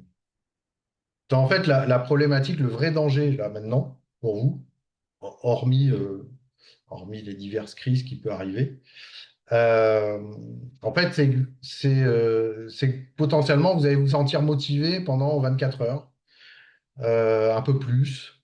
Et après, vous allez retrouver la même routine. Tout ça parce que, alors, au début, forcément, vous refermez votre ordi. euh, et puis, euh, et puis vous voulez y aller. Et en fait, sans structure, sans soutien, au final, vous avez à peu près 95% des gens qui s'arrêtent après et qui font pas, en fait. Les gens ont été inspirés, ils ont appris des choses, mais en fait, comme il n'y a pas de plan concret, il n'y a pas d'accompagnement, il n'y a pas de méthode pour transformer cette motivation en action, euh, du coup, bah, on commence à procrastiner. Et dans une semaine, en fait, on va regarder une autre vidéo sur la même thématique ou un sujet similaire, et puis on n'aura toujours pas avancé, quoi. Donc voilà. Donc la question, en fait, euh, est-ce que vous êtes capable à l'heure actuelle, euh, est-ce que vous vous sentez capable à l'heure actuelle de préparer votre famille? Ça, c'est la première question. La deuxième, c'est est-ce que vous pensez que ça peut marcher en tant que tel? Si c'est le cas, la question à vous poser, est-ce que vous êtes motivé pour commencer maintenant? C'est-à-dire dès demain, par exemple. Et surtout, est-ce que vous avez compris l'importance euh, est-ce que vous avez compris l'importance dans cette question-là de la préparation familiale, justement, l'importance du temps? En gros, c'est comme disent les... Alors, je ne sais jamais si c'est les Chinois ou les Japonais. euh, Est-ce que c'est quand le meilleur moment pour planter un arbre? Euh, je crois que c'est un noyer dans l'histoire en plus. Euh, eh ben, la réponse est il y a 200 ans ou maintenant. Donc en fait, ce qu'il faut bien comprendre, c'est que dans cette histoire de préparation, et on le vit cet été pour beaucoup, en fait, c'est maintenant ou jamais en fait. D'accord? C'est pour ça que je parlais de l'importance du temps. C'est ce qu'il faut bien comprendre. Donc par où on peut commencer? Euh, je vais vous amener quelques clés et je vais vous présenter un peu ce que moi je propose. Je note deux, trois choses du chat au passage. Donc en fait, pendant longtemps, de mon côté, moi j'étais, et puis je le suis de plus en plus, la personne à qui on venait poser des questions sur ces problématiques-là. Pourquoi? Parce qu'au fil des années, j'ai accumulé des connaissances, de l'expérience, j'ai fait beaucoup de tests, j'ai eu des échecs, aussi des bonnes solutions autour de l'autonomie, de la résilience, sur de l'énergie, sur de l'organisation, des choses comme ça. Et d'une manière générale, à la préparation aux imprévus, en fait. Et ces demandes, elles sont devenues de plus en plus fréquentes. Et surtout depuis le mois de mai de cette année, typiquement. Donc, par exemple, il y a eu Amélie, si je dois vous donner quelques exemples. Donc, une maman solo qui s'est retrouvée à s'installer hors réseau à la campagne. Donc, c'est pas d'électricité, des problèmes de chauffage, des dépendances aux divers réseaux qui nous entourent, et un peu le sentiment d'être seule face à ces choses-là. Donc, au départ, était venue me voir, elle m'avait dit, tu ferais quoi à ma place, euh, en termes de bâti et de construction, on va dire. Et donc, on avait parlé d'énergie solaire en premier lieu. C'était vraiment son idée. Souvent, les gens, c'est quand ils parlent énergie, à l'heure actuelle, souvent, on va parler énergie solaire. Euh, on avait même envisagé à un moment d'utiliser l'eau de son fossé l'hiver avec une mini-centrale. Alors, au départ, elle m'avait dit oui, mais non, il n'y a pas assez d'eau. Et après, l'hiver est arrivé, elle m'a dit bah, finalement, on aurait peut-être dû y penser. Euh, mais voilà. Et en fait, avant de réfléchir à tout ça, moi, j'ai calqué la méthode que je proposais à mes élèves, je l'ai calqué dessus. Et donc, on a commencé simplement par observer. Donc, observer, c'est, bah, tu as besoin de combien de machines à laver par semaine, par exemple. Est-ce que tu utilises ton four? Est-ce que c'est nécessaire toute l'année, etc., etc. Qu'est-ce qu'il en est de l'eau chaude? Et en fait, en travaillant là-dessus, bah, quelques mois plus tard, en fait, elle s'est retrouvée avec ce qu'il fallait. Donc, du coup, avec de la sérénité, de l'anticipation. Là, pour le coup, une franche et réelle autonomie, surtout qu'elle est maraîchère, donc en termes alimentaires, elle a ce qu'il faut. Et du coup, elle vit au chaud. Au départ, il n'y avait même pas de chauffage. Donc ça, c'est le premier exemple. Le deuxième, ça a été, je peux vous parler de Pierre, par exemple. Donc lui qui est un cadre, un collègue qui est père de famille en ville. Et en fait, lui, typiquement, il fait tous les fameux petits gestes. Il roule à vélo, il fait sa gestion des déchets, donc il est très mobilité douce, tout ce qui va bien. Mais en fait, il sentait bien qu'il manquait quelque chose. Il voulait aller plus loin là-dedans. Et dans le même temps, il voulait lui-même pas avoir peur et surtout pas faire peur à ses deux ados, sachant lui, la contrainte, c'est qu'il voulait pas, enfin, intérieurement, il aimerait bien, je pense, mais en fait, il veut pas aller s'enterrer dans une forêt, ne serait-ce que parce que ces deux ados, ils refusent catégoriquement de partir. Ils ont leurs copains en ville, etc. Et donc, en fait, il voulait savoir quoi faire si la situation devenait plus compliquée. Et donc les questions, c'était les mêmes. C'était par quoi je commence, qu'est-ce qui compte, etc., etc. Et donc on a échangé, on a travaillé là-dessus. Et donc en fait, ces deux exemples, c'est juste pour vous montrer qu'en fait, je me suis rendu compte d'une chose, c'est que les personnes, elles ont beau être différentes, les premiers problèmes, les premières situations sont différentes, mais en fait, les besoins sont toujours les mêmes. Ça va être de retrouver de la lucidité, ça va être de savoir quoi prioriser, ça va être d'arrêter de se disperser, d'aller d'un bord à l'autre, et finalement de jamais à réellement avancer. Et tout ça pour construire une autonomie qui reste réaliste, en fait. Voilà. Et donc, c'est comme ça que Sostagora est vraiment arrivé. C'est en arrêtant de répondre individuellement tout le temps aux mêmes questions. Euh, C'était d'essayer de trouver un moyen, en fait, d'en faire partager le plus grand nombre. Voilà. L'idée, c'était d'aider d'aider les gens, en fait, à retrouver du calme, à retrouver de la cohérence, et pas juste apprendre à survivre, quoi. C'est pas l'idée. D'accord? Euh, donc, je vous répète, c'est vraiment je pense, le point central à bien retenir, c'est de savoir quoi faire, dans quel ordre, et avec les moyens que vous disposez. Alors, aujourd'hui même. Et ensuite, si jamais vous voyez que ça coince, c'est là où potentiellement vous pouvez envisager des achats toujours bien pensés, toujours en testant en amont d'autres solutions, etc., etc. Vous n'avez pas besoin de déménager à la campagne, typiquement. Vous n'avez pas besoin de quitter votre travail, d'investir des fortunes. Ce n'est pas l'idée. C'est vraiment, faut faire ça avec planification et méthodologie. Et donc, c'est pour ça que j'ai pensé Sostagora. C'était pour transformer cette anxiété, cette confusion, cette impuissance en clarté, en organisation, en robustesse, tout simplement. Et donc, l'idée, c'est pas juste une collection d'informations, un long listing de solutions, ou juste un guide de préparation aux situations d'urgence. Ça, vous les avez. Euh, il y en a des très très bons si vous en cherchez un. Il existe en français, c'est le gouvernement norvégien qui en a fait un, qui est très très bien et qui a été traduit en français. Donc, qui est vraiment de la préparation aux situations d'urgence en tant que telle, quoi. Euh, Forcément, dans Sostagora, ces informations existent parce qu'elles font aussi partie de la préparation, mais pas que. C'est vraiment une méthode qui est structurée avec un accompagnement qui est progressif dans le temps, avec une communauté de familles qui avancent ensemble. Euh, Idéalement, si tout le monde s'y mettait, ça ferait un énorme réseau d'entraide euh, résilient, en fait, tout simplement. Et donc, l'idée, c'est de transformer cette anxiété-là, ces préoccupations-là, en plan concret d'action et de le mettre en marche.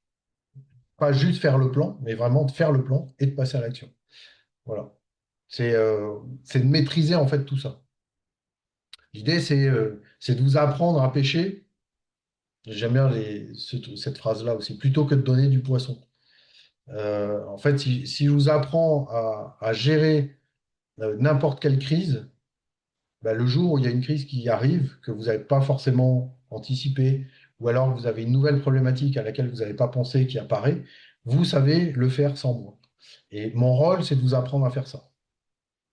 Voilà. Plutôt que de vous donner les bases, enfin, de vous donner des choses pré-mâchées et pré-construites de prime abord. Même si je vous en parle juste après, effectivement, il y a des choses de cet ordre-là. Donc l'idée, c'est de remplacer justement des achats compulsifs, des heures et des heures à regarder des vidéos par du calme et surtout de retrouver une capacité d'action. Alors comment ça fonctionne? Je vous l'ai dit, j'ai appliqué ma petite méthode au calme en rajoutant juste un petit module Agir qui est spécifique à justement pour se mettre en action. Comment on fait? Donc, c'est 5 modules pas à pas qui couvrent toute la méthode avec des supports pratiques, des vidéos explicatives et tout ça. Et ensuite, vous avez une feuille de route avec des plans d'action, des checklists et un suivi régulier. Tout ça, c'est encadré avec des lives collectifs où vous pouvez poser vos questions. Alors, pourquoi collectif? En fait, on se rend compte que quand on est plusieurs, souvent, quelqu'un va poser une question auquel on n'avait pas pensé et ça va amener une réponse auquel on n'avait pas pensé non plus. Et donc, comme ça enrichit et ça permet, en fait, finalement, de progresser plus vite. Donc, tout ça, c'est vraiment conçu pour aller de l'avant, hein. Et c'est couplé à une communauté privée pour s'auto-motiver et maintenir votre élan. Mais avant tout ça, en fait, ça commence, une fois qu'on a vraiment observé, juste avant le passage à l'action, ça commence par un audit complet ce qui va porter sur 19 domaines qui touchent absolument toute l'organisation familiale, tous les domaines qui peuvent toucher une famille. Euh, et donc, c'est des questions conditionnelles. Si vous répondez oui, ça vous ouvre d'autres questions, etc. Pour vous donner un ordre d'idée, ça fait à peu près 188 questions en tout. Donc, faut prendre le temps, c'est trois quarts d'heure, une heure de questionnaire. Pour vous donner un ordre d'idée, il y a donc vraiment enfin, le basique, hein, donc la composition, les contraintes directes du foyer. Après, il y a tout ce qui est donc le lieu de résidence, etc. Vous allez avoir aussi tout ce qui est lié au risque du territoire, l'organisation familiale, les ressources, tout ce qui est hygiène, tout ce qui est santé, ou l'assainissement, par exemple, si je reste sur l'hygiène. Voilà, tout ce qui concerne la mobilité. Vous avez toute une partie aussi finance, qui englobe tout ce qui est documentation numérique aussi. Parce que, par exemple, un des risques qui est rarement pris en compte aussi, bah, c'est le chômage, par exemple. Tout ce qui est compétences, solidarité, donc vos compétences, les compétences qui sont autour de vous, tout ce qui concerne la solidarité, et ensuite toute la production domestique que vous pouvez mettre en place, etc., etc. Et donc tout ça, en fait, ce questionnaire-là, cet audit complet, il va vous générer derrière un plan d'action sur un trimestre, sur 90 jours. Voilà. Avec des actions qui sont spécifiques à votre foyer. Tout ça, en fait, c'est bâti avec une bibliothèque complète de plus de 600 actions, où parmi celles-là, vous allez pouvoir naviguer librement. Et donc, en fait, votre plan d'action personnalisé, il est issu de cette bibliothèque-là. Et donc, comme je vous le disais, en plus de ça, vous avez une communauté. Euh, Pourquoi une communauté? Vous allez me dire, alors déjà, il y a aussi le fait on est, nous sommes une espèce grégaire, on aime bien être ensemble. Euh, et aussi parce qu'en fait, 90% des gens en fait, qui commencent un accompagnement vont pas jusqu'au bout. Si justement il n'y a pas cette émulation commune qui est mise en place. En fait, pour rester engagé, en fait, il vous faut un lieu où vous pouvez poser des questions, où vous pouvez montrer comment vous progressez, échanger, etc. Et en fait, tout le monde se motive les uns et les autres. Voilà, donc cela dit, ça c'est comment j'ai bâti Sostagora. Euh, il reste cependant une petite difficulté, c'est que vous êtes tous et toutes différentes. D'accord? Euh, et donc, la question maintenant qu'il va vous falloir vous poser, c'est est-ce qu'il faut agir? C'est pas celle-là, parce que celle-là, si vous êtes déjà là ce soir, c'est que vous êtes convaincu qu'il faut agir. Je l'ai dit, c'est le temps est important dans cette histoire-là. C'est quelle est la prochaine étape que je dois faire? Et donc, pour pouvoir la faire, comme on n'a pas le même logement, on n'a pas les mêmes contraintes, que ça soit financière, temporelle, on n'a pas les mêmes ressources, ni même les mêmes inquiétudes, hein. Certains vont devoir plutôt gérer la partie eau avant de se sentir un peu plus en sécurité et pouvoir continuer. D'autres, ça peut être l'énergie, etc. Euh, et donc, pour pouvoir déterminer tout ça, moi, ce que je vous propose, c'est un appel Sostagora qui est gratuit, où pendant 45 minutes, en fait, on va définir ensemble la stratégie.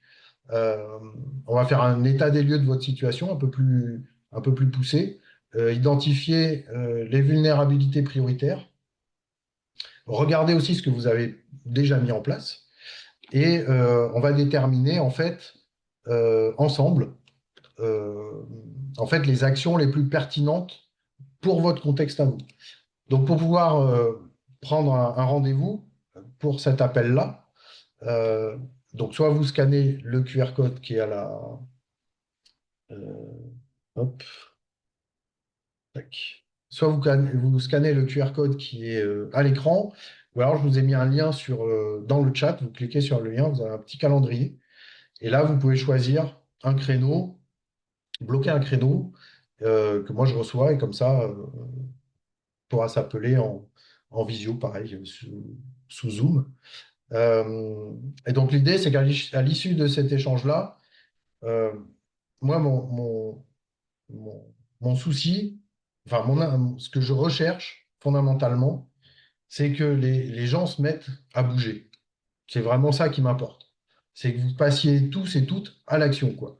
Vous ne soyez plus à juste engranger des informations, à gamberger, à plus savoir quoi faire. C'est vraiment, faut y aller, quoi. C'est c'est l'été prochain, ça va être le même que cet été-là. Donc en gros, on a un an pour se préparer à la canicule.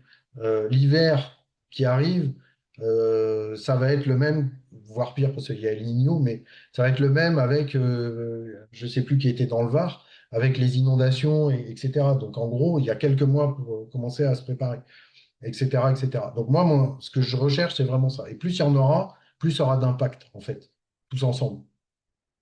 Et donc, en fait, à l'issue de cet échange-là, vous repartez avec une vision claire de toutes vos prochaines étapes.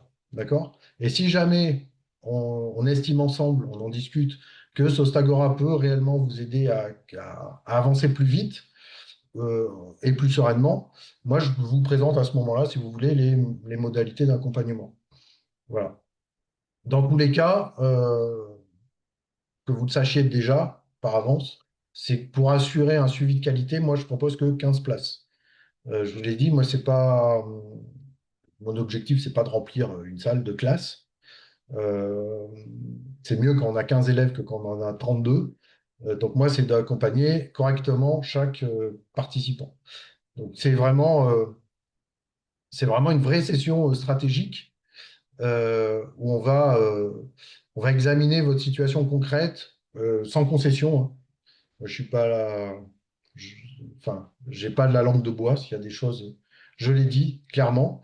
Et d'ailleurs, si j'estime que Sostagora est soit pas faite pour vous, soit je sens que vous n'allez pas passer à l'action, vous n'avez pas la motivation pour, je vous le dirai honnêtement, en fait, mon intérêt, c'est pas que vous preniez la place de quelqu'un qui, lui, aurait avancé, en fait. C'est vraiment d'aider des personnes qui sont motivées et qui sont prêtes à se lancer. D'accord? Sachant que, en plus de ça, ce que je vous propose, donc il y a les fameux accélérateurs, je vous avais fait un petit teasing au tout début. Donc c'est le plan d'autonomie minimaliste, par exemple. Donc lui, c'est un petit booklet en PDF qui est offert si vous restez jusqu'à la fin. En plus de ça, donc là, c'est là où vous avez vraiment le- comment dire, les bases essentielles pour commencer. En plus de ça, je l'ai appelé le kit anti-anxiété informationnel. L'idée, c'est comment vous prenez en compte votre rapport à l'information. Comment savoir si une information, elle est vraie ou pas. Comment on prend en compte son exposition à l'information. Comment on ne se fait pas happer par tous les journaux en information continue qui vous abreuvent de feux de forêt à l'heure actuelle, par exemple. Comment on fait pour gérer ça? Comment on fait pour gérer son anxiété vis-à-vis de ça? Voilà. Donc en gros, c'est pour aider ceux qui se sentent noyés sous les informations en permanence. Voilà. L'idée, c'est de retrouver quelque chose d'assez rare finalement aujourd'hui. C'est comment on arrive à rester lucide et objectif euh, sans être inquiet tout le temps, quoi. Ensuite, il y a commencer même sans terrain. Ah, c'est Hélène qui est dans le Var. Commencer même sans terrain. Du coup, c'est aussi Hélène qui est en appartement, si mes souvenirs sont bons. Euh, du coup, ben, comment on peut faire si on n'a pas de terrain? Donc, ça reste utile même si vous avez un terrain. Donc là, c'est un guide qui vous montre toutes les actions, toute votre réflexion, tous les positionnements que vous pouvez prendre pour justement vous préparer, y compris en appartement. Et ça peut aller très loin. Si vraiment toute la famille est motivée, ça peut aller très très loin, hein, ces choses-là. Euh, Ensuite, justement, si toute la famille n'est pas motivée, il y a le pacte à deux ou à trois, à quatre, la famille, ce que vous voulez. Donc là, c'est comment vous, justement, vous arrivez à parler de ces questions-là, comment vous arrivez à inclure les gens dans votre démarche et comment tous ensemble, on arrive à avancer. C'est peut-être limite le plus important, celui-là. Ensuite, vous avez le mode dégradé. Donc ça, c'est, vous avez une coupure d'eau pendant 3 jours. Ben, la coupure, elle perdure. Comment vous faites comment vous faites pour continuer à fonctionner, y compris quand le système il devient beaucoup plus instable. Donc, ce n'est pas du catastrophisme, c'est comment vous arrivez à bâtir une résilience sur le long terme cohérente. Et enfin, le protocole d'autonomie familiale, donc là, c'est le plan complet qui concerne la résilience familiale, euh, avec vraiment l'intégralité. Si vous avez que celui-là, déjà, vous irez très très loin. Sachant qu'en son sein, vous avez toutes les bases des procédures qui concernent la grande majorité des risques auxquels une famille peut être confrontée. C'est vraiment très très large. D'accord? C'est pas juste l'incendie, c'est pas juste la pénurie d'eau, etc. Ça peut aller très très loin. Euh, donc voilà, j'ai essayé vraiment d'être le plus exhaustif possible et d'avoir des procédures avec avant, après, comment bâtir tout ça. Et après, ça vous donne une base en fait que vous pouvez adapter à votre propre situation. D'accord? Donc, ce n'est pas uniquement des livres, hein. À l'intérieur, vous avez des checklists, des fiches diverses, des protocoles qui sont imprimables, bien sûr, et surtout des exercices. Moi, mon intérêt, c'est que vous passiez à l'application concrète de ce que je vous raconte. Voilà. Donc, ça permet de passer vraiment d'une méthode à de l'action, en fait, et d'avancer comme ça. D'accord? Donc concrètement, si je fais un petit résumé de tout ça, donc vous avez l'accompagnement et les 6 accélérateurs. Pourquoi j'ai appelé ça des accélérateurs? On m'a posé la question une fois. Et donc pour y répondre, en fait, les accélérateurs, tout ça, ça représente euh, 20 ans de travail sur l'autonomie familiale, sur divers sujets. Ce que vous voyez défiler derrière, c'est un de mes multiples disques durs avec l'arborescence. J'ai des dossiers autonomie un peu partout. Et donc ça, c'est l'arborescence. Ça parle de plein de choses, de structure, d'élevage, de survie. Enfin voilà. Et je suis passé, moi, par toutes les phases. Euh, et donc 20 ans de travail sur l'autonomie familiale, d'abord pour ma propre maison, mes amis, ma famille, et après pour tous les gens qui m'ont posé des questions. Donc ça représente beaucoup de recherches, beaucoup d'erreurs, des heures et des heures de vidéos sur YouTube, sur quasiment tous les sujets possibles et imaginables, que ce soit en théorie, en pratique.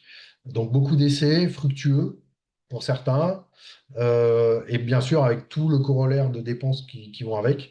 Donc tout ça, en fait, je l'ai condensé. C'est pour ça que j'appelle ça des accélérateurs, c'est que ça vous évite cette phase-là, cette phase de 20 ans de recherche, de tests, d'avancer, de reculer, de recommencer, etc., etc. Ça vous évite tout ça. C'est vraiment un grand, grand raccourci.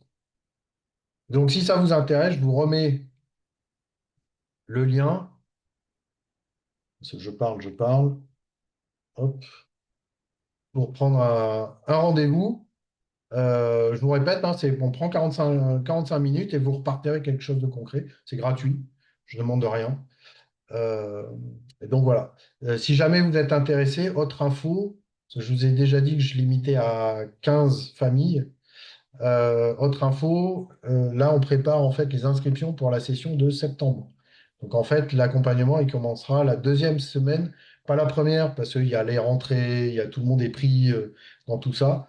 Euh, la rentrée des enfants, au boulot pour certains, etc., etc.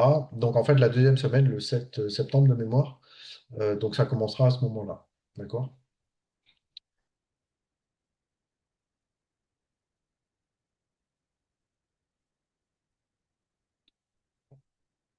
Donc toujours 15 places, ça n'a pas changé. Juste pour vous, je vous partage aussi euh, un petit mot par Nathalie, qui me dit que c'est... Donc elle avait envisagé que c'était la coupure d'électricité qui lui semblait avoir le plus d'impact. Euh, mais que bon, en fait, elle s'y remet après tout un déni en fait lié essentiellement à l'anxiété qui était issue des informations, ce qui est un peu le lot commun de beaucoup de monde à l'heure actuelle. Euh, et donc, elle s'y remet dans l'action. C'était Sylvie aussi qui disait que c'était bien de se remettre en mouvement. Euh, Et donc l'idée, c'est voilà, c'est si ça vous dit, vous pourrez rejoindre Nathalie, Sylvie et puis tous les autres sostagoriens et sostagoriennes. Alors peut-être qu'à l'heure actuelle, vous vous dites plusieurs choses. La première, vous pouvez vous dire, j'ai pas le temps. En fait, moi, je ne vais pas vous demander de tout changer. Vous avancez étape par étape, petit à petit, selon vos priorités, euh, au départ sur un trimestre. D'accord? Euh, Vous avez juste besoin, une demi-heure par semaine, ça suffit déjà. Je vous l'ai dit, les petits pas sont très importants. Il vaut mieux faire une demi-heure toutes les semaines que d'essayer de faire une grande session de 3 heures par mois, en fait. Il y aura beaucoup plus de suivi, 30 minutes, une demi-heure par semaine. Vous pouvez vous dire, Hélène, je vis en appartement. C'est aussi construit pour ça. C'est même, j'irais même plus loin, en fait. C'est quand j'ai bâti, quand j'ai réfléchi à partir de la méthode au calme, quand je me suis dit, je vais essayer de la transmettre aux autres, quand j'ai voulu bâtir vraiment l'accompagnement, en fait, quasiment plus des trois quarts, enfin, c'est plus des trois quarts de la population vit à l'heure actuelle en ville. Donc, c'est une aberration d'essayer de préparer des gens euh, à la campagne, alors que généralement, eux-mêmes sont déjà, quand on vit à la campagne, on a déjà des réseaux, on est déjà un peu plus dans cette démarche-là. En ville, c'est effectivement, là, c'est beaucoup plus pertinent en fait de trouver des solutions pour les citadins. Et donc, ça a été travaillé spécifiquement, enfin spécifiquement, aussi pour les gens qui vivent en ville. D'accord? Cela dit, si vous voulez aller vivre à la campagne, c'est utile aussi, hein. Voilà. Ensuite, je n'y arriverai jamais, pardon, hop, c'est ma souris qui a... Je n'y arriverai jamais. En fait, l'idée, c'est vous êtes guidé et accompagné à chaque étape. Ensuite, vous n'êtes jamais tout seul, toute seule. Et dans tous les cas, moi, mon intérêt, c'est de ne pas vous lâcher, hein. C'est que vous réussissiez, en fait. D'accord? Après, vous pouvez vous dire aussi, alors vous l'aurez compris, mon conjoint, ma conjointe ne me suivra pas ou est jamais d'accord avec moi. On peut travailler aussi ces choses-là. D'accord? À commencer juste par quelques actions utiles. Déjà, quand on voit que en termes d'économie au portefeuille, ça peut être intéressant, rien que ça, déjà, c'est un plus, quoi. D'accord? Après, vous pouvez me dire quoi d'autre. Si vous en avez, vous pouvez me les marquer, mais vous pouvez vous dire ça va me coûter trop cher. Ouais, en fait, justement, l'idée, c'est d'éviter des achats impulsifs euh, sans réfléchir exactement à ce qu'on fait. Et c'est de commencer avec ce qui a le plus d'impact, avec ce que vous avez déjà, en fait. D'accord? Avec vos moyens et ce que vous possédez déjà.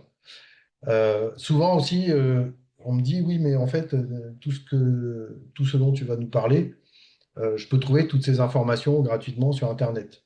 Alors effectivement, l'information, c'est pas un souci. Je l'ai moi-même expérimenté, hein. Cela dit, il faut rassembler tout ça, il faut le trier. Et moi, ça m'a pris 20 ans, en fait. Donc, en fait, c'est vraiment ça. Et après, une fois que vous avez trié tout ça, il va falloir décider de comment vous les utilisez. Donc, en fait, pour rassembler tout ça, j'ai pris 20 ans. Et ensuite, il a fallu aussi définir un cadre pour décider, pour adapter tout ça et surtout agir, de fait. Voilà. Pour vous rassurer et pour assurer votre engagement, si jamais ça se fait, je l'ai protégé par deux garanties. Donc la première, c'est une garantie 14 jours. Alors, ce n'est pas la garantie légale. La garantie légale, c'est à partir du moment où vous engagez quelque part, vous avez 14 jours pour dire bah, finalement, j'en veux pas. Très bien. Celle-là, elle s'applique dans tous les cas. C'est légal. Voilà. Celle-là, elle vient en plus. Pourquoi? Parce que si jamais vous êtes intéressé par cet accompagnement-là, à la suite de l'appel Sostagora, vous vous dites bah, finalement, si je veux aller plus loin et plus vite, ça peut être utile. Euh, que vous vous engagez mardi, par exemple, dans 2, 3 jours. En fait, la formation, elle va commencer début septembre. Donc, en fait, la garantie légale de 14 jours, elle sera finie. Donc, en fait, moi, je vous garantis qu'à partir du moment où la formation, elle débute, si jamais vous estimez, vous décidez de ne plus être accompagné vers cette autonomie-là, Vous décidez de plus être accompagné à la préparation familiale dans le calme, euh, avec toute l'instabilité qu'il y a, m'envoyez juste un mail et du coup, vous êtes remboursé directement. D'accord? Bon, évidemment, dans ce cas-là, vous perdez l'accès au support, au live, aux ressources, etc. Mais voilà, ça commence, cette garantie-là commence à partir du début de l'accompagnement. Donc ça, c'est la première. Et la deuxième, donc c'est, vous l'aurez compris, j'espère, euh, moi, ce que je recherche, c'est que les gens passent à l'action. Et donc, si après le premier module, vous êtes toujours perdu, vous ne savez plus, toujours pas exactement ce qu'il en est, tout ça, moi, ce que je vous propose, donc je l'ai appelé garantie passage à l'action, c'est de débloquer ensemble votre situation, en fait. Donc, ça peut se faire soit par des appels supplémentaires, soit en réalignement de votre plan, soit en vous orientant directement vers des ressources dont vous auriez besoin pour poursuivre. D'accord? Je vous le répète, hein, mon objectif, euh, c'est d'arriver, en fait, c'est pas de vous vendre un truc, un programme quelconque. Moi, c'est vraiment d'arriver à ce que le maximum de gens se bougent et se mettent en mouvement. Parce qu'en fait, même moi, tout seul, en fait, j'y arriverai pas, en fait. Tout seul, je ne peux pas gérer une autonomie complète. D'accord? Et donc, l'idée, c'est que plus on sera nombreux, plus on pourra bâtir ensemble quelque chose. Ça commence par notre famille, mais après, c'est un réseau entier qui se met en place, quoi. Et donc, si jamais ça ne fonctionne pas avec cette garantie-là, on trouvera dans tous les cas une solution ensemble. Moi, je reste à vos côtés jusqu'à ce que vous réussissiez. Donc, ça va loin, mais au moins, vous êtes sûr que ça fonctionne. Le IC44, écoute, bonne soirée. Et donc, si je récapitule, vous avez l'accompagnement complet, donc avec l'audit complet, les 5 modules pas à pas. Donc, ça, c'est la méthode, comment on se positionne, comment on se met, on détermine les priorités. Une fois que vous avez fait tout ça, pour aller plus loin, du coup, une fois que vous avez votre feuille de route sur le trimestre, vos plans d'action et tout ça, vous avez donc les accélérateurs avec des checklists, des plans d'action concrets. Et tout ça, c'est encadré par du live collectif, un peu comme ce soir. Sauf que là, pour l'instant, vous n'avez toujours pas vos micros, mais ça va venir. Une communauté privée sur Discord, pour ceux qui connaissent. Et donc, tout ça, c'est structuré sur 12 semaines. Euh, donc, les 6 bonus que je vous donne, donc je vous les répète, vous avez le plan d'autonomie minimaliste, la base, le kit anti-anxiété informationnel, ça c'est comment ne plus subir les médias, pour le dire vite. Commencer même sans terrain, ça c'est, je l'ai fait spécialement pour Hélène. Le coffre de crise invisible, pardon, le mode dégradé, et ensuite le pacte à deux, autant pour moi, et le protocole d'autonomie familiale, où là, c'est vraiment le gros, gros, gros dossier. Pour vous donner un ordre d'idée, juste les procédures, c'est 300 pages, je crois, double, un truc comme ça. Et donc, pour les 5 premiers qui s'inscrivent, ça, je vous avais promis un cadeau ce soir. Les 5 premiers qui s'inscrivent au rendez-vous, euh, ils vont avoir la chance de faire partie de ce que j'ai appelé le cercle fondateur. Alors, c'est quoi cette chose-là? Donc, c'est un statut exclusif à vie. Donc, vous allez pouvoir bénéficier à vie de l'accompagnement, de ces mises à jour, etc. De toutes les évolutions futures qui pourraient arriver. Euh, Ensuite, vous avez un accès direct. C'est-à-dire que si jamais il y a quoi que ce soit, vous avez un accès direct avec moi. On en discute pendant toute la phase de lancement qui commence en septembre. Des bonus exclusifs. Qu'est-ce que j'entends par bonus exclusif? Potentiellement, ça peut être des masterclass avec des intervenants sur des sujets bien précis et des ressources un peu plus ciblées en fonction de vos propres besoins. Un retour personnalisé sur suite à votre planning, à votre audit, pardon, sur votre planning sur les 90 jours. Je vous fais un retour euh, personnalisé dessus. Et ensuite, vous avez la possibilité d'influencer l'avenir. C'est-à-dire que tous vos retours vont façonner l'évolution future de Sostagora. Et donc, c'est pour ça que vous avez la mise à jour à vie, c'est-à-dire que vous avez accès à toutes les futures évolutions que vous aurez potentiellement vous-même décidées. Donc voilà, vous n'avez pas besoin de vivre dans la peur. On arrive à la fin. Vous n'avez pas besoin de vivre l'éparpillement ou l'improvisation permanente. Vous avez juste besoin de calme, de clarté et surtout d'un plan. Voilà, c'est la robustesse tranquille, ensemble. Voilà, c'est pas un slogan, c'est vraiment une promesse. Et donc, si vous êtes prêt à passer à l'action, je vous propose de réserver directement ce soir un appel stratégique. Je serai ravi de vous accompagner et dans tous les cas, prenez soin de vous et de votre famille. Si vous avez des questions, hop, ça se fait ici. Il faut que je retrouve. Laissez-moi 2 petites minutes.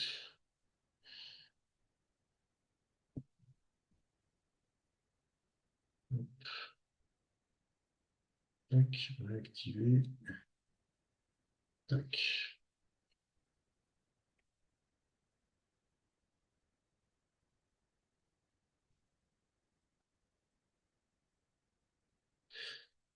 Vous pouvez réactiver vos micros. On va arriver aux questions si vous en avez. Juste avant, si vous voulez faire un petit audit, je vais regarder l'heure. J'ai beaucoup parlé encore ce soir. C'est des questions qui me motivent beaucoup. Euh, du coup, si vous souhaitez faire un petit audit pour découvrir un peu de quoi je parle, c'est pas le gros. Vous avez accès à librement. Je vous ai mis le lien dans le chat. Vous cliquez dessus. Ça prend 8 minutes, moins de 10 minutes pour sûr. Voilà, c'est un audit rapide. Et ça vous permet à la suite de ça d'avoir une petite idée de là où vous en êtes. Donc vous aurez à la fin de l'audit, vous aurez de nouveau cette petite image. Euh, donc si vous avez moins de 40%, il va être urgent de m'appeler, de prendre un rendez-vous. La grande majorité des gens que je peux croiser sont entre 40 et 69 en orange. Donc voilà, j'ai pas croisé quelqu'un encore au-dessus de 85%. Voilà. Donc là, ma présentation se termine. Voici venu le temps des questions. Donc vous pouvez réactiver vos micros si vous souhaitez échanger.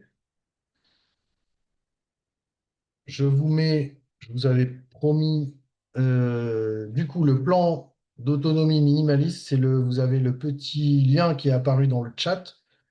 Dans tous les cas, vous l'aurez sur l'email avec le replay. Euh,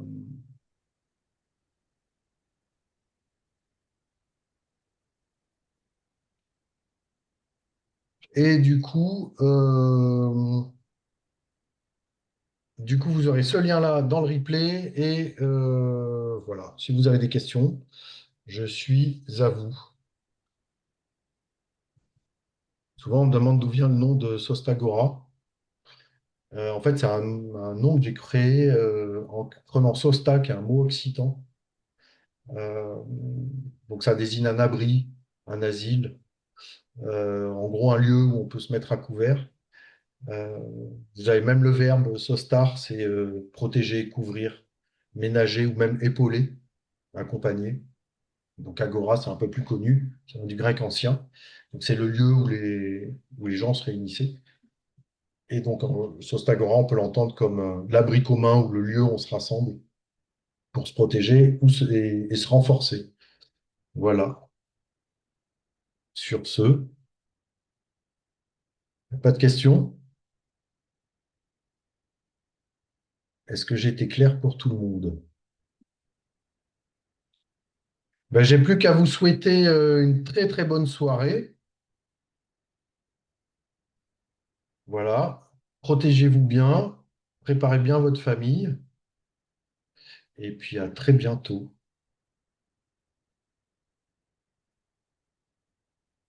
Merci Marie pour l'appel. Eh ben, à bientôt Marie du coup. Bonne soirée à tous et à toutes.